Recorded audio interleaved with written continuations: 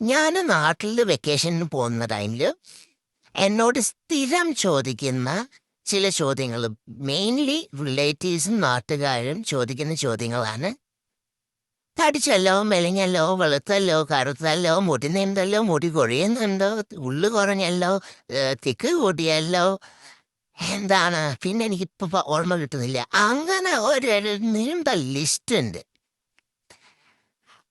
ഇതിനൊക്കെ ഞാൻ എന്ത് പറയാൻ? ഇപ്പൊ തടിച്ചല്ലോ എന്ന് ചോദിച്ചാൽ തടിച്ചിട്ടുണ്ടാവും, ഭക്ഷണം കഴിച്ചിട്ട് തടിച്ചിട്ടുണ്ടാവും.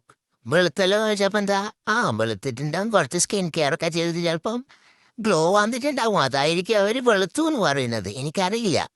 എന്നാ വരെ വെളുത്തിട്ടും കറുത്തിട്ടും ഒന്നുമില്ല, സെയിം കളർ തന്നെ, പെർമനന്റ് കളറാണ് ജനിച്ചപ്പോ തൊട്ടിട്ട്.